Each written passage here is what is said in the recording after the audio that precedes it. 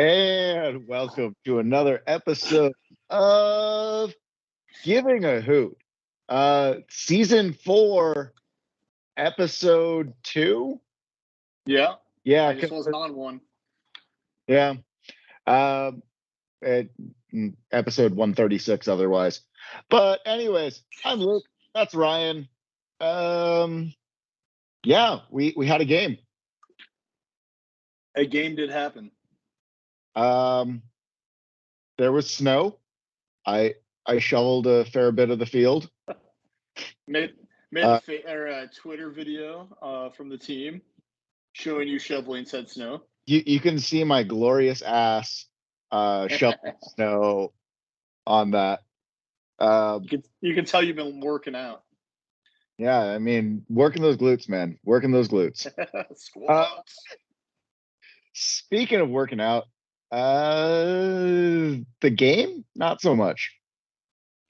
Yeah. I mean, I don't if you want to talk about that first or news first, but I do think we had one really, really good half of soccer and one very pedestrian half of soccer. I'll put it this way. I think we had a good 30 minutes of soccer. Yeah, that's fair. I don't even think we got a full half of good soccer. Yeah. I can't pinpoint it, and honestly, Rich probably puts it into by the time this is posted, his full analysis should be out, not just his post. But I think Dom's reaction video and the quotes Rich was able to get from him kind of sum it up, as per Rich's article, which you can find at wghmedia.com.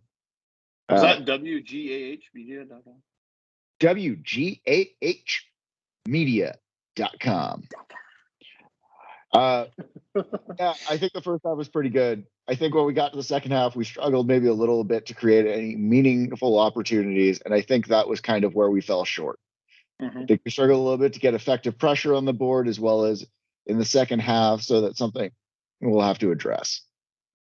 Well, and honestly, I think it's multifaceted, and one of the biggest things, especially early in this season, we're going to have to remember is pretty much a new team. I mean, we brought quite a few new guys in. Obviously, it's a new type of system.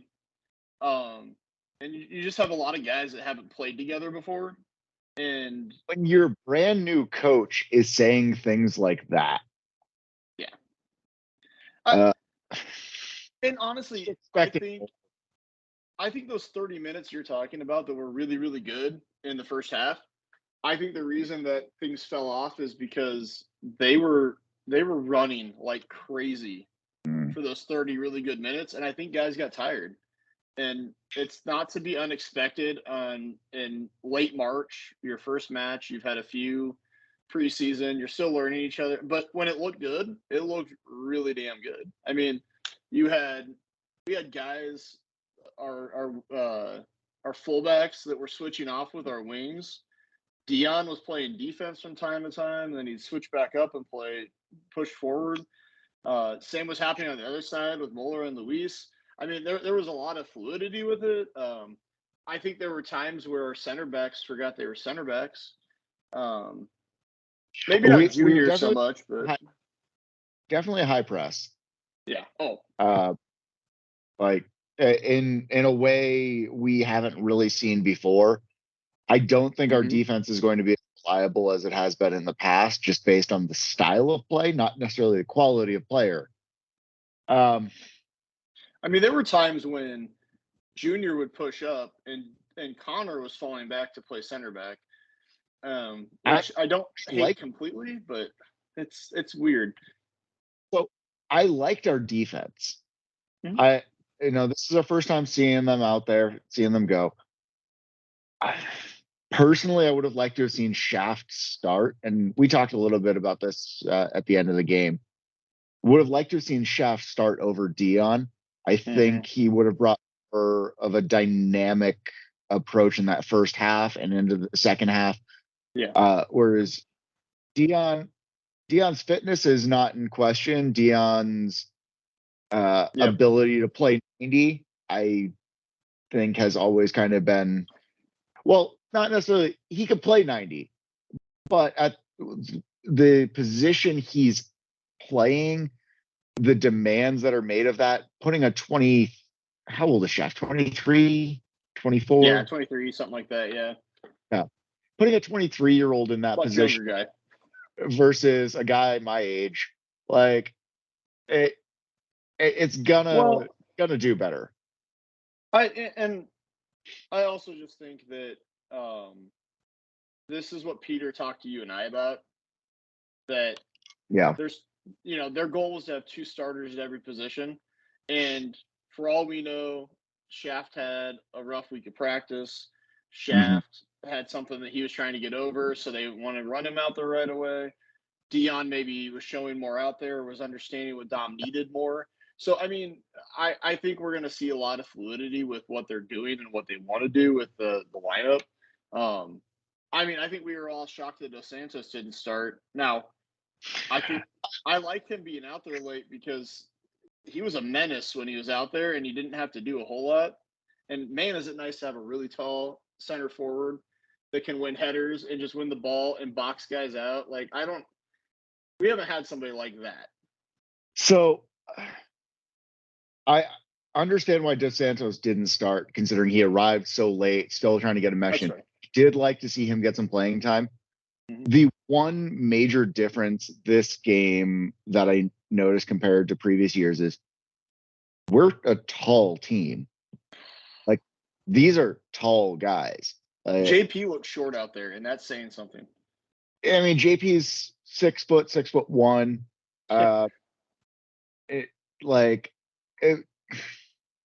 Our tallest, I think we talked about this, our tallest out there previously has been 6'2", and I think we've got at least 1'6'4", maybe 1'6'5" guy. There's height. JP still has insane ups. That's how he got his goal. Beautiful service. That was a beautiful header. And when we talked to Jay back in, what was that, 20 or was that 21? Like, he more or less said there was nothing outstanding about JP in his tryouts except how he could control in the air. He can get up. And I just loved seeing season 4 for JP at his 4th professional season, his 4th season with Union Omaha. His first goal is him in the air. Well, and I won 35 yards out. But I was standing with Ben so the girls could play, and we had moved up a little further up so we could see better. And when he scored it, I said, "See, this is why JP can't score in preseason." Because all he did last season was score in preseason, couldn't score in the regular season. Now we throw him in there. He just 2 seasons? No, last year he scored in season 2. Okay. Still, he didn't score in preseason. This man's like, now first goal of the season. And that wasn't like a tap-in header. Like, he crushed the ball. No, that was, if that didn't go in, that was putting a hole in the chain link behind it. Yeah. No, he fired that thing. That's solid. Just to time. The thing I really liked about what I saw from the team was, we talked about this team becoming more possession based, and we dominated the first half. I remember Rich saying something like it was pretty high. We near 60. That in the past. I haven't gotten or didn't see where it's at. But I have his first half possession stats of 51.7% total over the course of the game. And how many games in the J Mims time was it like 44? Well, anytime 30 at over 45%, we lost. Yeah, and just that's not, don't take that true. As yeah, like that's not gospel, but I mean, the reality is, though, like, when we wanted to possess the ball, we could. When the stuff that you would expect to be maybe a little sloppier, like passing and stuff, because they don't know each other very well, I thought our passing looked fairly crisp for most of the game. There were times that it started letting them down. I think that was fatigue and some legs that way. Ben and I had a conversation at the end of the game. Either Dom didn't realize or forgot that we still have 5 substitutions, or he didn't have 5 subs he wanted to put on because he did 3 individual subs, which were all of our subbing windows. And it was just only 3 guys. But I don't know. Maybe not everybody needed a break. I mean, honestly, the game wasn't as fast paced enough that, like, there was guys like Dion, where Shaft came on eventually for him, needed a sub. You know, Steinwasser came off. Good sub. Like, the made were necessary for how hard those guys have been working. Well, and I think too, like, Dom's gonna learn certain things. Like, putting Shaft on Gebhard's side was probably not a great move. Like, I would have flipped them and had him running, because Gebhard has enough speed that he can keep up with Shaft. Now, he's not going to outrun Shaft. But, you know, if you throw Shaft on the other side of the field and he's running against somebody a little bit slower, then we can actually exploit pace at that side. But those are things that you learn the league, and you learn players that are going to be in the league as you get accustomed to what's going on. No, I think that is definitely fair. And just for the sake of time here, since we have such great writers on the blog, like, just jump on there. Rich has you covered on the post game. JR has you covered in the pre-game. Kyle is going to be breaking down as stats become more viable. I think is probably the best with a brand reliable. Yeah, there's not a whole lot to compare with, but Kyle's going to be giving us some data dives when he's not here on the pod with us. So, hey, what'd you think of their winning goal of the week? Because I think there were better goals last week than that. Only reason it won goal of the week is because Shido was keeper of the week. Like, not necessarily save of the week. Like, it worried me how much, and this was something we talked about for the past month or so. Not knowing how strong our defense would be. Right. She always had a very strong defense in front of him, and how was he going to be able to step up with a brand new defense? And holy shit. So the very first thing I noticed, and I love Rashid. He is an amazing guy. There were so many times in the past that he would try and do the stupid cute stuff with his feet, when he did none of that. And having new goalkeeper coach, I think that there was a lot of stop that crap. We don't have time for that crap. I don't know as though it's that. I think it had more to do with Shido was comfortable doing that in the past. Right. You didn't see a whole lot of that in the second half of the season last year. Right. You don't see that in games where it mattered. True. From Shido, you see that in games where it's like, we're 6 points up in the table, like, against a team that he knows we're gonna. That's the kind of crap, though, that if you stop doing it and you become, you stay the elite keeper you are, that's when those other teams are willing to use an international slot, or at some point, hopefully, he gets a card. But, like, they're willing to use an international slot on him. Yeah, he's gotten cards before. Yeah, he'll get plenty of those. But but even if you never did, if you cut the cute crap out that doesn't make it look like you could be a liability, even though we know he's not, he's the safest hands we have on the team. But if he shows that he's serious and continues to make saves like he made in this match, there's going to be bigger teams calling. Are his the safest hands? I haven't seen our alternate. Well, I don't know. I'm not putting anybody in there against that bicycle kick at point blank range, and then getting off his ass to make a second save seconds later. Like, Jesus. His level of goalkeeping in this game, and I've said this again and again in person on the pod, with the Kansas City game last year, I think was his best goalkeeping game. Yeah. This level of saves he was making in that game were absolutely insane. And I think he was on top of his game in this as he was against Kansas City and against a team like Madison, who they were fine. It looked like Shido hasn't taken any time off. Like it looked like he had just played last week and this was mid-season for him. He was on it. He was calling things out. He was making great saves. He saved us from dropping all the points. Yep. I mean, to a man, people are saying. I mean, that helps the defense out a lot, knowing that he's back there too. Won the Union Omaha Player of the Match. Oh yeah. Which is not always common. Like he hasn't won that a whole lot because usually goal scorer. All right.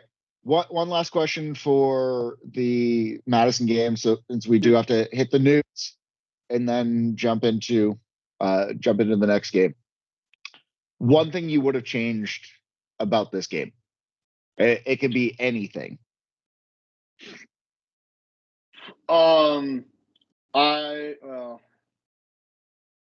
We haven't railed on the reffing too much, but League One. I firmly believe that if Cheney had gotten the yellow, 100%. Right before he scored, he doesn't score there because possession changes back to us for a free kick, and we are now attacking. I don't know that they get their goal, because like you said, they looked okay. I mean, credit to Cheney. He turned around the box and shot. Shido shouldn't have gotten caught at his near post, but he wasn't expecting that shot to come off either.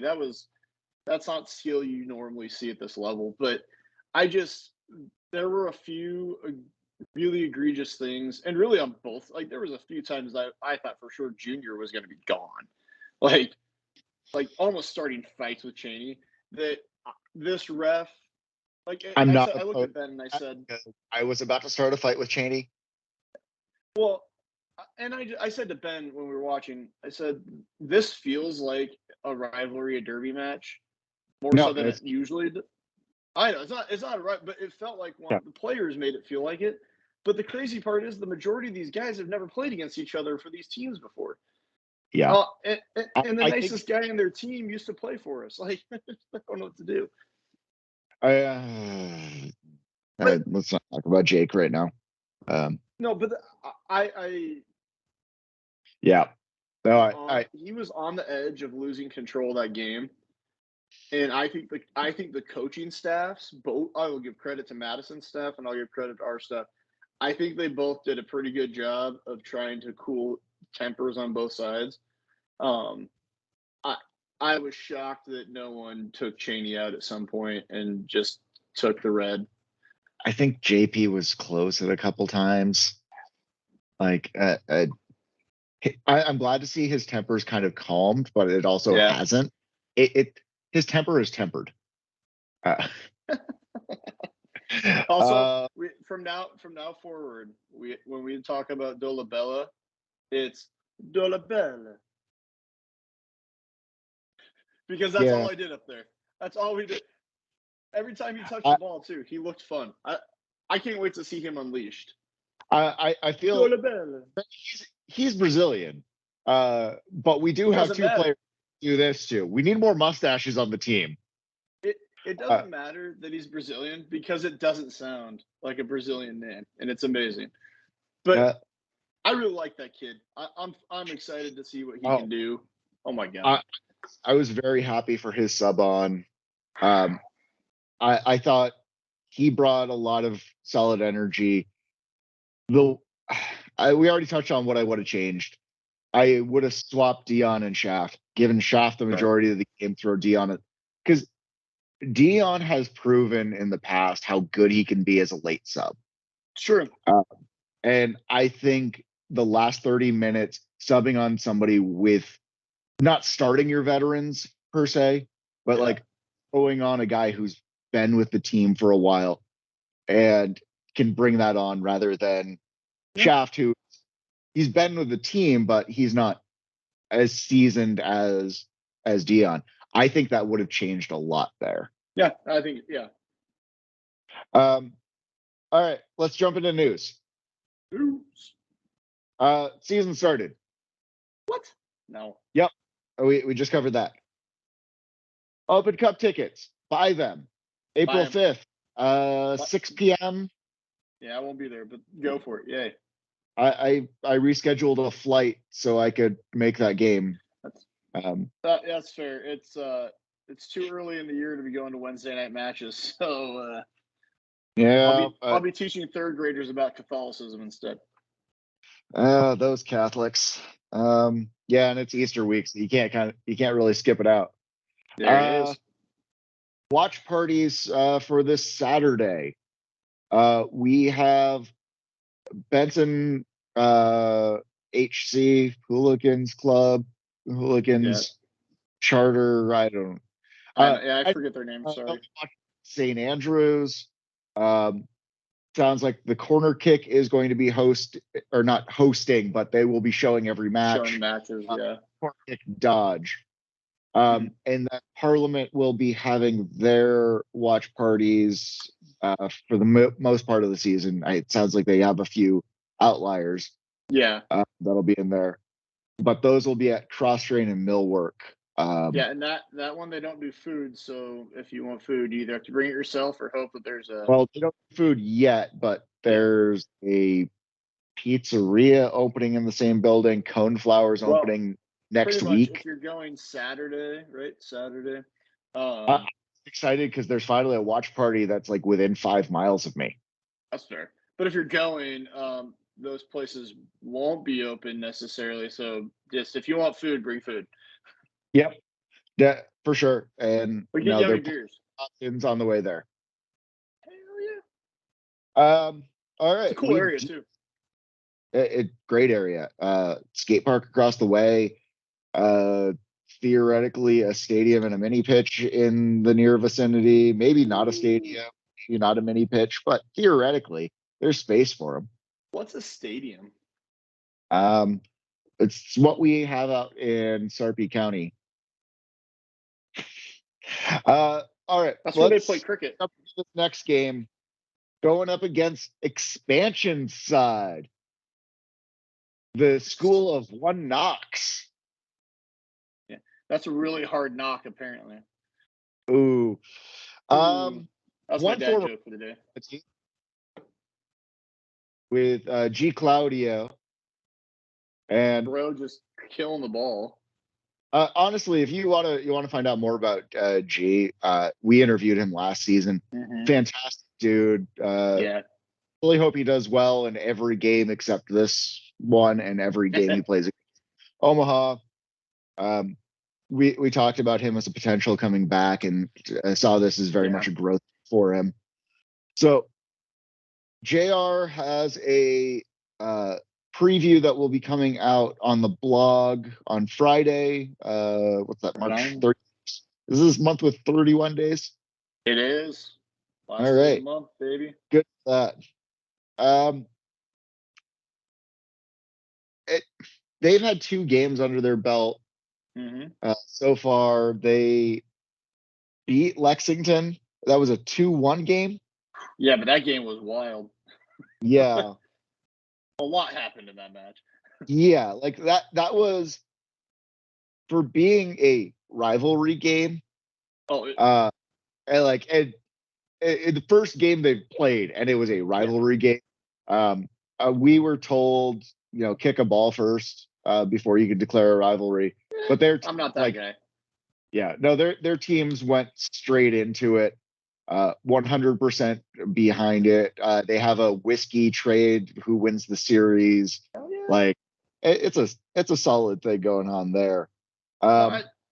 It was a fun match. That was a fun match to watch, especially it was 2 expansion teams.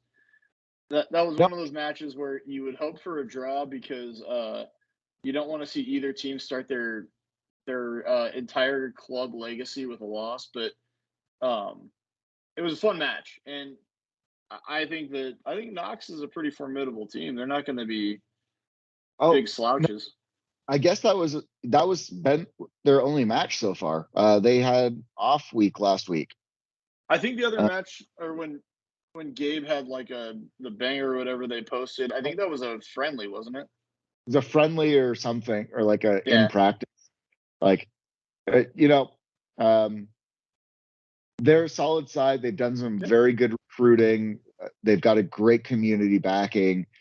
I think going in there, what are they? The Scruffs? Is that their supporters? I have Uh, no idea. um, I'm not on any the of, Twitters I anymore. think I would prefer to have hosted them first Fair.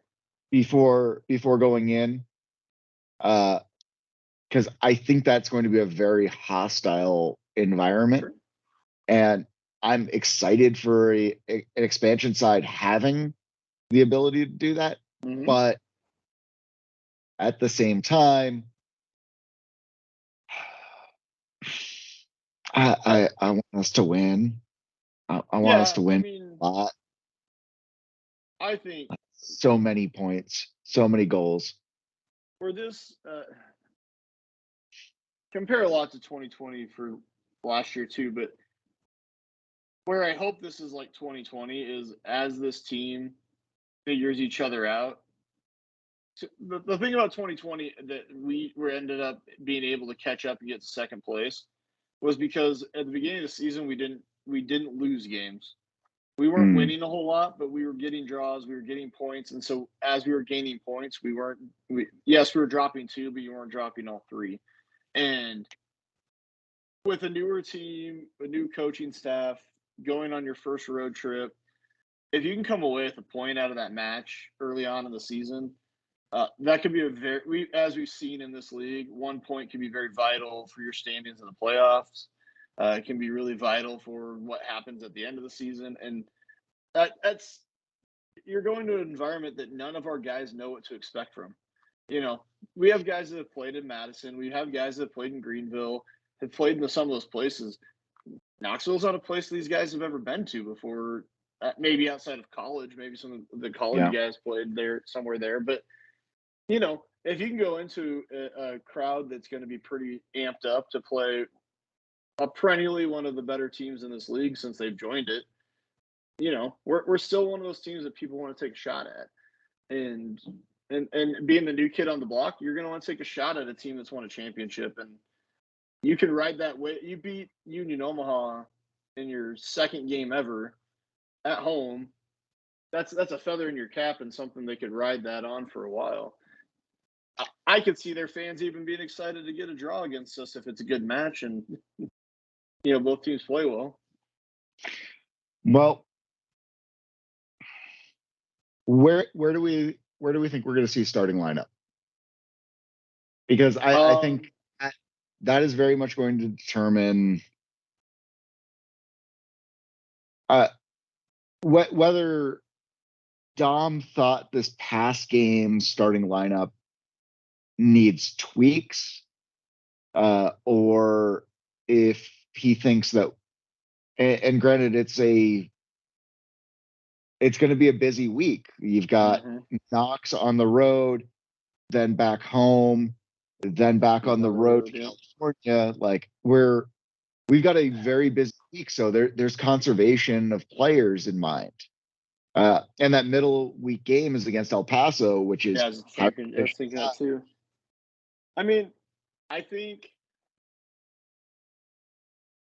I I think the Shaft for Dion thing could be something we see, because I think while Dion played really well, I think Shaft looked more dangerous.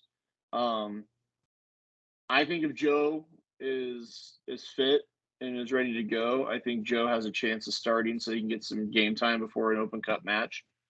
I would not be surprised to see him throw Dos Santos out there to start and then bring like Steinwasser or somebody on instead.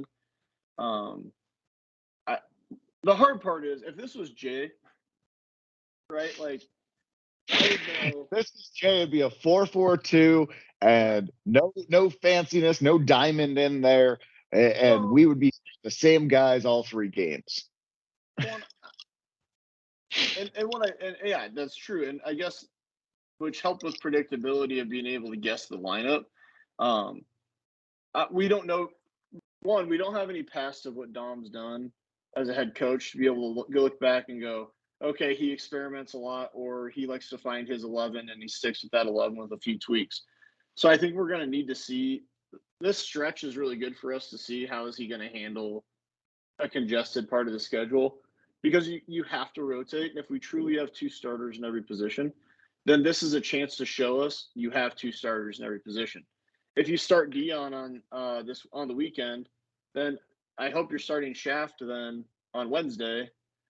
But honestly, out of those 2 matches, I would rather have Dion starting against a championship level club with experience and everything else under his belt, because that's going to be a tougher ask.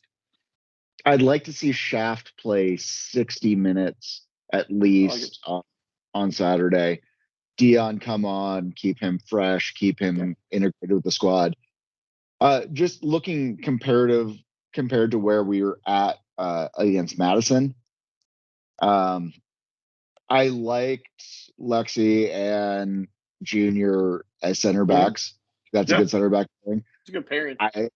I think if I was going to make a substitution there, I'd put Master Antonio in for Lexi. Yep, agreed. On that back four, Junior's the only guy that I don't think, unless he gets a red card or he's injured, I think he's one of those guys. Like, it's a hockey term. He's Junior's getting accumulation. He's getting no, or he's just going to get a straight red that none of us are mad about. But like, no, I don't see him getting a straight red. Oh no, he's getting a straight red for like elbowing a dude in the neck. It's going to happen. All right, let's say this or put this down now. What game of the season are you calling him to get a straight red versus him getting a suspension? Straight red will become against the next game against Madison, because he's going to do it to Cheney. Because I don't think Junior forgets. I think Junior is a guy that's going to be like, that guy got a spin on me. That guy got a goal that he should have never gotten, and that guy's not going to make it. He's not going to be feeling good leaving the pitch. You're not saying that he's going to do it against Fresno, considering how Fresno plays, and Fresno has a lot of. So Junior is in hockey what they call the enforcer. Like, he's sir. Goon. He's a goon. Yeah. And the last time we had a goon on the team, objectively a goon on the team, we won a championship. But yeah, we did. But he is, and I don't mean that in a bad way. Like, you need a defender that's like that, but you just need a guy on the team that, besides Shido, so Shido doesn't get carded for leaving his damn goal. You need a guy on the team that just, like, he's going to stick up for everybody. And then clearly already respects Connor, because there was a couple times where Connor came up and pulled him back, and he was like, all right, cool. And he let Connor do his thing. So I think those two balance each other well. So I think Junior is a guy that, unless he's injured or something that's happened to him that he can't play for whatever reason, he's almost our guaranteed defender that's always going to be back there. I think, obviously, if Connor's fit, Connor's playing. I can't really argue with that. Same with JP. Stefan, I liked him. Love that kid. He was definitely not playing defense for the most part, and I was okay. Like, he was great as a pressing back. I was never aware that Luis Gil could play left back until he had to play left back because Stefan was pushing up so far. So the only thing that makes me question Stefan playing there and Luis in is that hurting Brito's chance. Because I don't know. I think Joe's a guy that'll fall back. Well, Joe will fall back, but I think Luis is a better defender than Joe is. Yeah, for sure. And that might be pushing, because like Stefan can press, and Stefan, like he's making those crosses, everything that Joe would do, but from that fullback position. Which is why Dos Santos needs to start, because if we're crossing the ball to a guy that's like 6'7", good things happen. Usher's not short. He's not. I like that kid. I was very impressed with him. I mean, he's 6 feet or like 5'11", 6 feet. Like, and Steinwasser's just a tank. Like, yeah, he's a solid. He's just solid. Well, was that his first pro game as well? I'm pretty sure. Yeah, you couldn't tell. I'm trying to remember where because he came from Indianapolis, Xavier. He's used to playing in Omaha already. Xavier. He'll be at home. He'll be at home on Morrison's pitch. He'll be fine. Yeah, I mean, he's played there before. Yeah, he's University of Indianapolis. He was offensive player. Reading through the teams thing real quick here, and E1 jump. He played for the Milwaukee Wave, so he has technically played professional soccer, but not professional outdoor soccer. I was pleasantly surprised by him. Yeah. Like, he did not look like a first-year pro. And I thought he looked good. He's not going to be our flashiest guy, but he's going to be a workhorse. He's going to fight for the ball. He knows what Dom wants of him up at that position, you could tell. And I think that's why he started, because he's been with the team long enough as a trialist and then got signed on. As you said, Dos Santos joined us late enough that he didn't have a chance to meld as much. And I think it was deserved. I was not sure what it was going to look like, and I thought he looked really good up top. He holds the ball up well. He played well. I was impressed by him. I was not surprised at the sub. I'm excited to see more from him. I think he starts Saturday.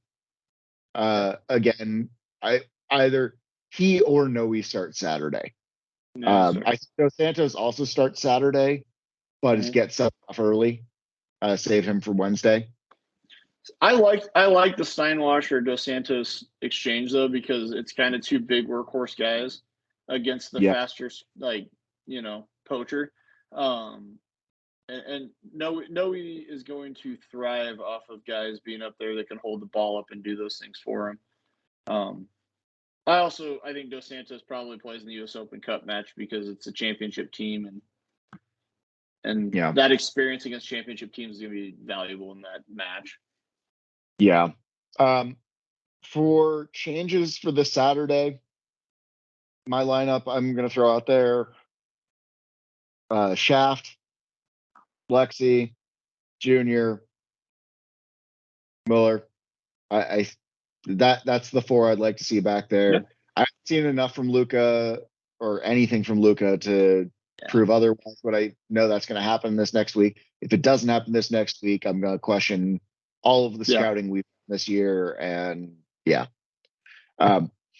this is the week to rotate guys, and going on a week's rest to have almost the same back four is fine. But then on Wednesday you're going to have to rotate a couple guys. It's just going to have to happen. Yeah. Midfield, JP, Connor. I think those guys are locks. The work rate they put in consistently for 90 minutes, 90 plus minutes on this past Sunday. Like they didn't slow down. They did not stop working. Connor's continual work rate, in fact, every game he's been able to play in for Union Omaha, he's played in. That was one of Kyle's stats last year, and it's continued now. JP similarly. I think there were a couple times where he was still coming back from injury. He's had a few more injuries than otherwise. According to USL One on Twitter, because I still have our Who Gives a Hoot Twitter, so I see things every now and then. JP is now our all-time appearance leader, though. Yeah, because Rashid got that injury last year. Yep. So congrats to JP. That's awesome. Yeah, 35 yards this year. I'm pretty sure it started at 20, went to 25, it's 30, now it's 35. So come on, JP. If you're here another year, it's 40. I honestly, I'd like to see JP up more. I'd throw Chivon on. Yeah, we need him back up there. Yeah, I like Chivani as a defensive midfielder. I think he can slide in, allowing Lexi and Stefan to get up there. Yep. And I'd throw Brito on for Gilles. Steinwasser and Dos Santos or Dolabella. Either up top, I think would be good. I'd like to see Noe rest this one. Yeah, I mean, I think he worked his ass off this past, and I'd like to see him get the start against El Paso. I'm good with that. Yeah. And Rashid in goal. Forgot about him. Yep.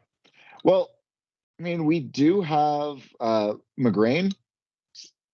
That because McGrain's he's 6'5". We do have another keeper, so. Well, he's 6'5". What I forget what his. Yeah, like he's a big guy. Because Rashid's only 6'2", which is pretty short for a goalkeeper. Doesn't play like it though. McGrain played St. Louis too. Yep. Rowdies, Stumptown, Ann Arbor. Like he's played all over the place and has the experience. So yeah, I mean, I think he's a guy that you're gonna see. It's like the Kevin thing. He's gonna get his matches. They're gonna do. You didn't bring him in to just sit. I could see him starting against Fresno. Good with that. Like Cheeto has 3 games in a week and a half or whatever, 10, 12 days. Starting Tennessee, going to Omaha. Like I can see him starting out. Well, I guess they're not Fresno; they're Central Valley. Well, but I also think it's one of those things that in some leagues they have their cup keeper. He's always the guy that just plays the cup matches. Not that Cheeto shouldn't play in the Open Cup, but if you have a guy like that and you want to give him if you get a run in the cup, why not let a guy like that get some minutes and under? Yeah, and worst case scenario, we lose to El Paso, who we're supposed, people aren't going to expect us to beat them, and you get them in some other matches, but we could lose to El Paso with Cheeto in goal too, for all we know. So, yeah, no, I mean that's the glory of a single elimination tournament. 100%. We could do very well. We could do absolutely horrible, and story of our lives. Yep.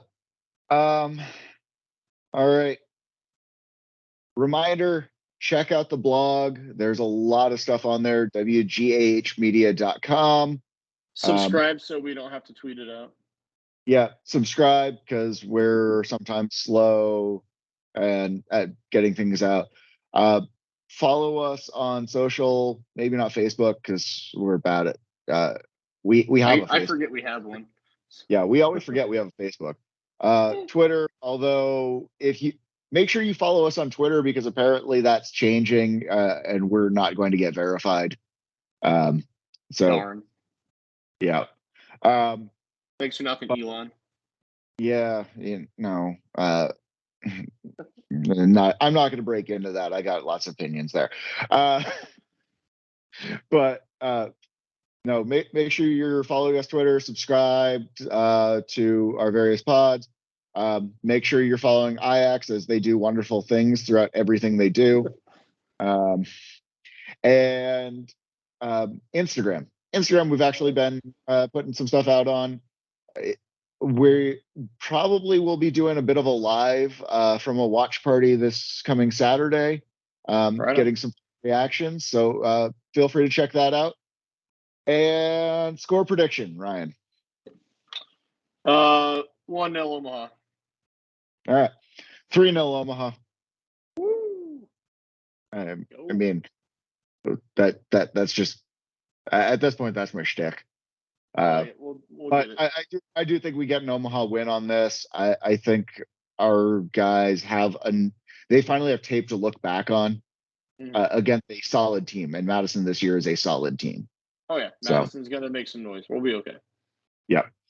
All right. One last question for you. Who gives a hoot? We do.